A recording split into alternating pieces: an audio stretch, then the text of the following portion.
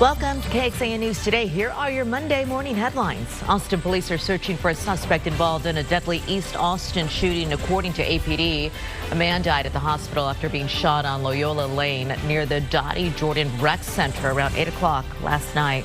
The Department of Public Safety continues to investigate a fiery head-on crash.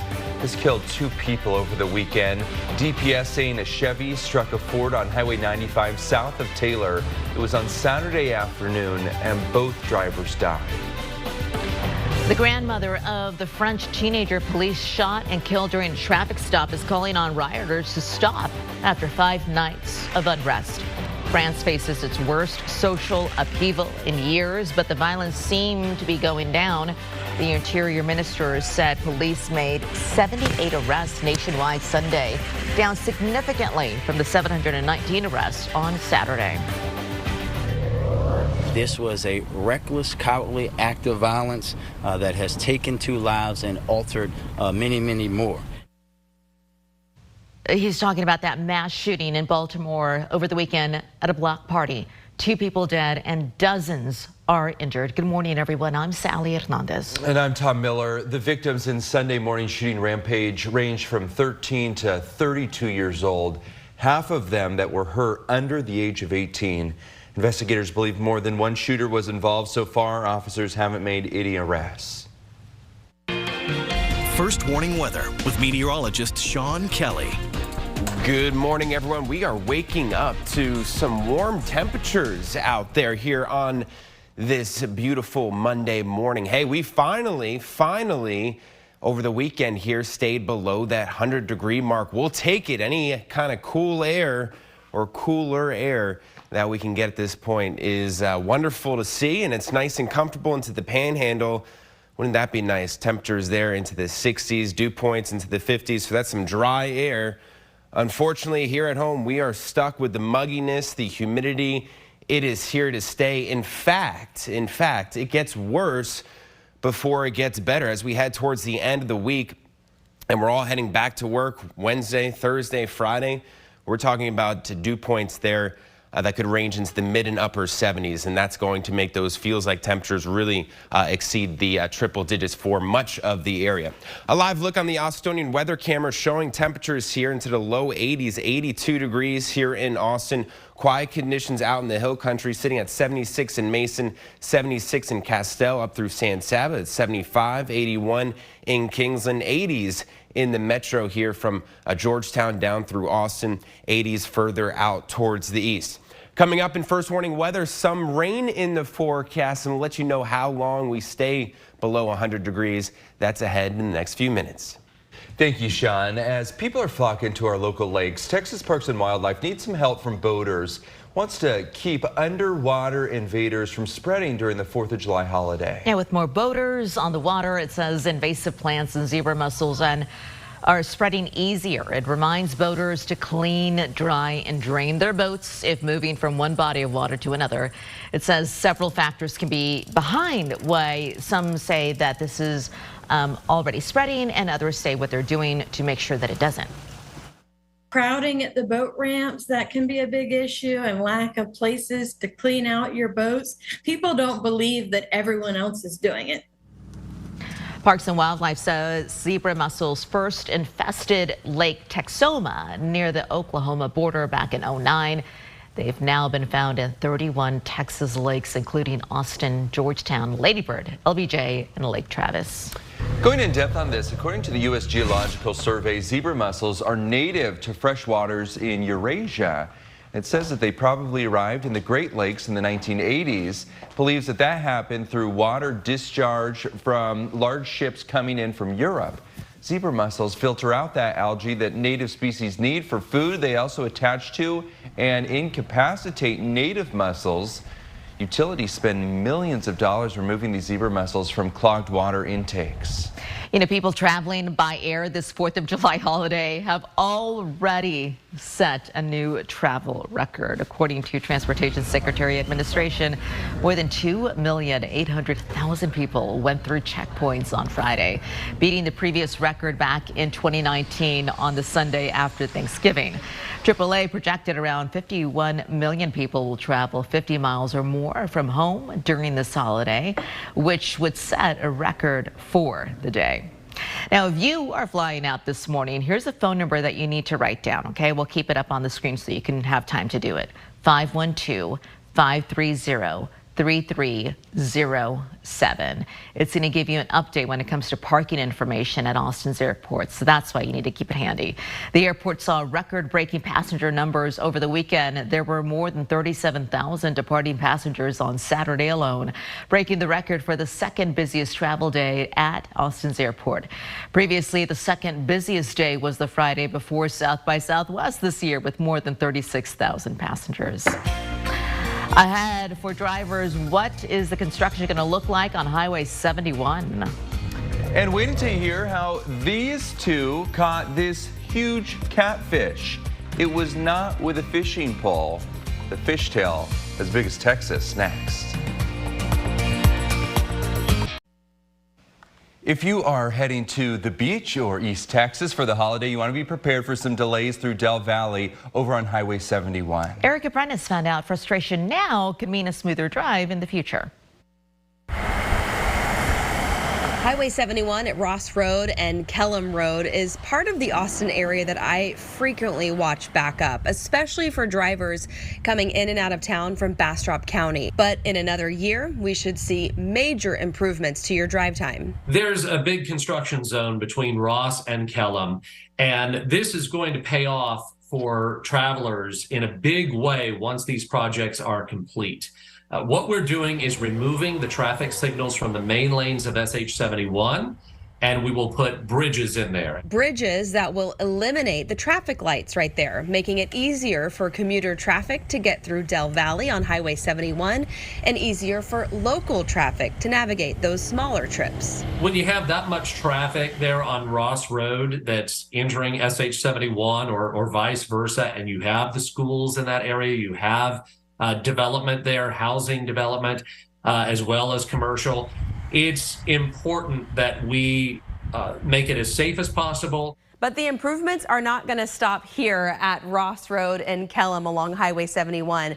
TxDOT is also planning to remove the lights on Highway 71 at Tucker Hill Lane, also at 71 and Pope Bend, as well as the intersection of Highway 71 and FM 1209 in Bastrop. Once those projects are complete in the next several years, then you'll be able to go from basically Austin Bergstrom International Airport to Houston without encountering a single traffic signal. TxDOT expects this $60 million project to wrap up in about a year. In Del Valley, Erica Prentice, KXAN News. More people going to be popping off fireworks today through tomorrow. The research, though, saying one of the most common used by children is one of the most dangerous. And a Houston 20-year-old making waves by raising millions for political change in her home state. Astros and Rangers play the third game of their 4-game series, and we'll hear from Austin FC about their match on Saturday night against Inter Miami. That's later in sports. Keep it easy. Good morning, a live look outside from our Indeed Domain Tower camera up in North Austin at the Domain. We appreciate you being here with us on KXAN News Today. Now, once we start to hit the back half of summer, you can expect to see the campaign season heating up, and there's a new Democratic Super Political Action Committee promising to spend some big money here in Texas in the Senate race.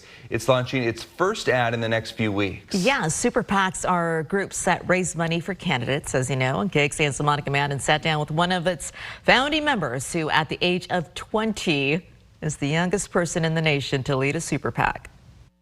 This is how legitimate political organizing is done, and this is how we empower young people. Some call her the next big thing in Democratic activism. It's a W day for democracy and progress.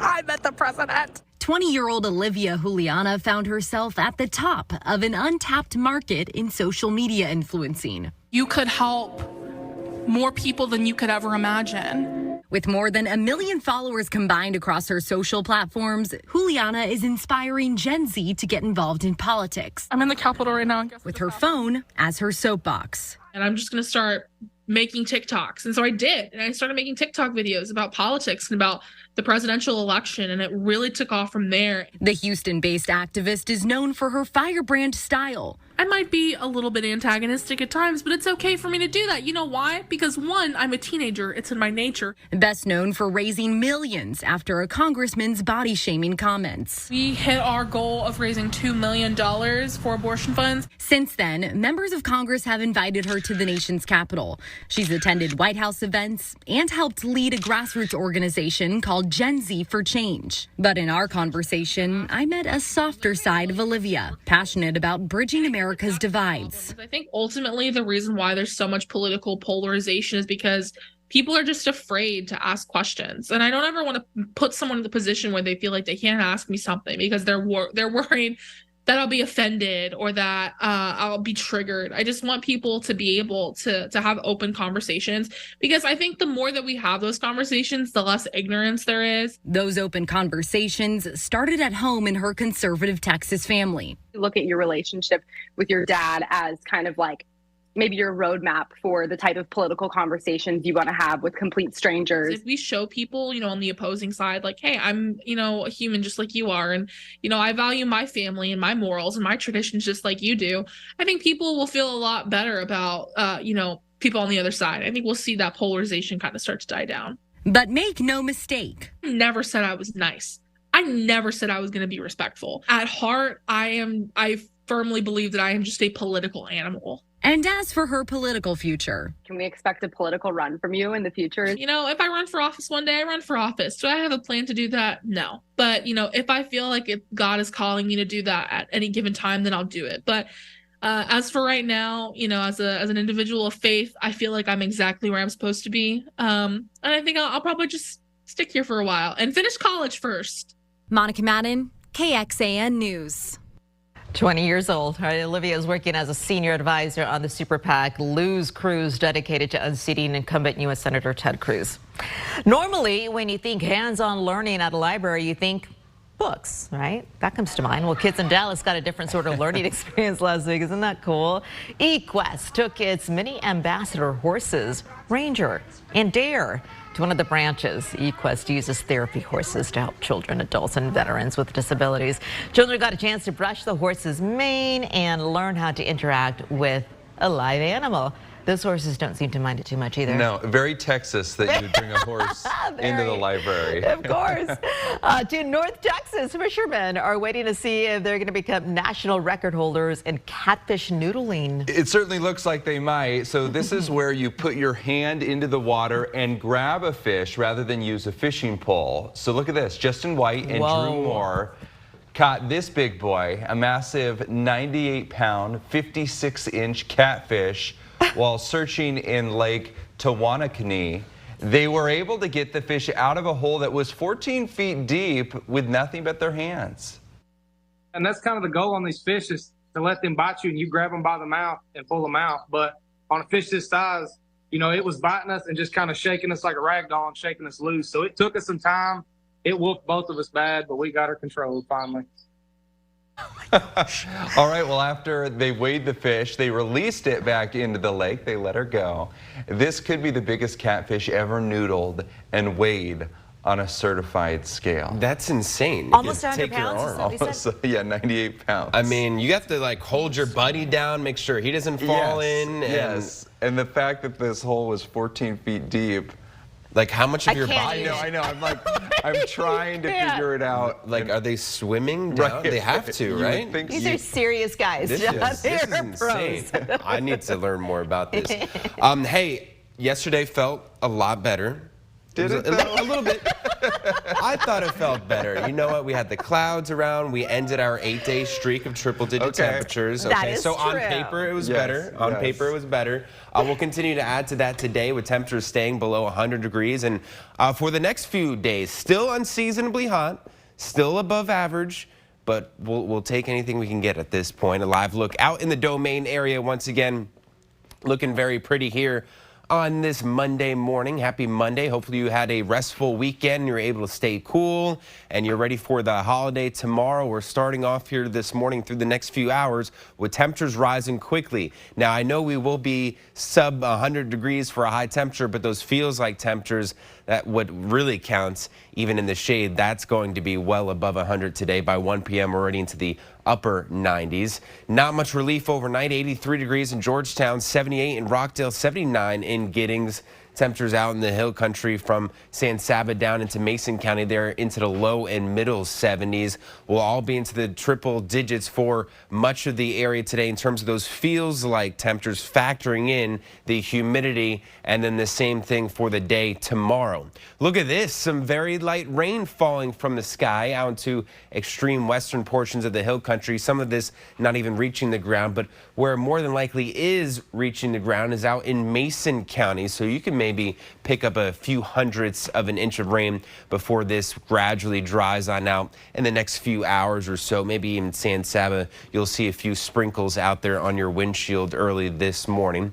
Cloudy skies for much of the state. We'll see more clouds than sun today, and that's what's going to keep us below that 100-degree mark. As you can see, that futurecast showing just that. There's that 10 to 20% shower chance, or maybe even an isolated thunderstorm that we'll see, especially into the later part of the evening. We have a lower chance, 10% chance for the day into tomorrow, and then another chance low end for your Wednesday.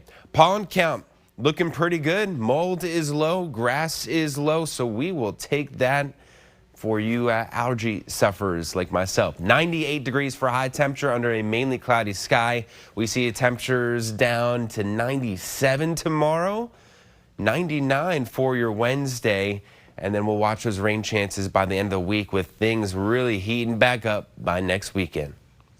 As we approach the 4th of July, firefighters are getting ready for a busy time. The 4th of July brings a dramatic increase in fire danger. Many people out celebrating and shooting off fireworks, as last year there were nearly 30 fires up in Pflugerville, from small grass fires all the way to buildings on fire.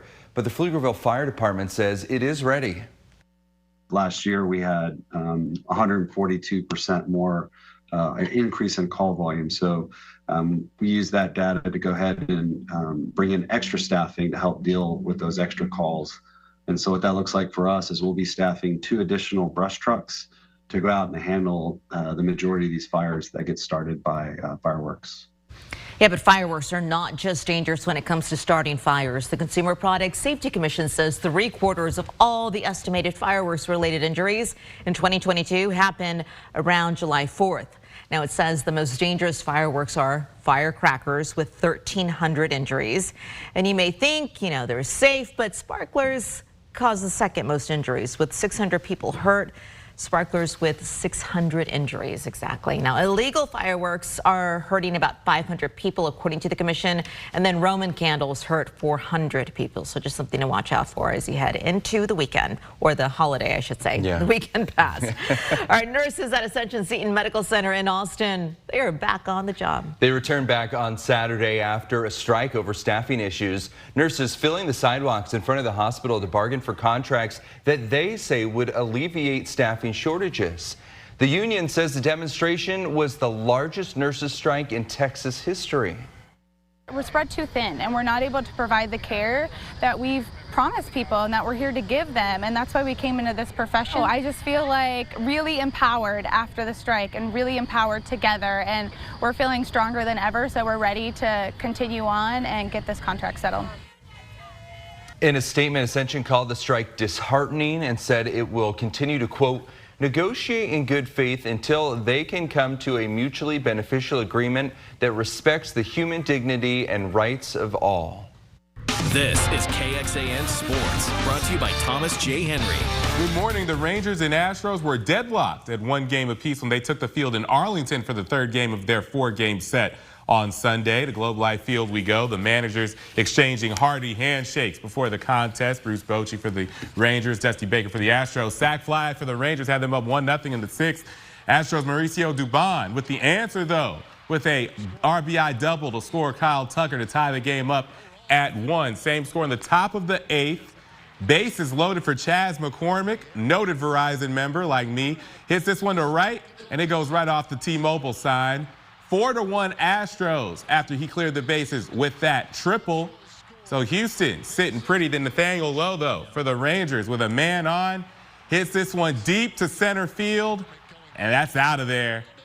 Now it's a one-run game, and the Rangers have some life. Top of the ninth, Astros still up one. Jose Altuve, no one on base for him, and he blasts this one to left field. That's gone. 5-3 Houston, and they win the game by that final score. The winning team has scored 5 runs in every game so far this series, so maybe the magic number is 5 instead of 3. Series finale today at 1 o'clock. MLS, Austin FC was in a tough battle with Inter Miami on Saturday night. Inter Miami took the lead in the second half courtesy of Joseph Martinez, who scored in the 47th minute. However, Austin FC came right back 4 minutes later and scored the tying goal courtesy of Nick Lima.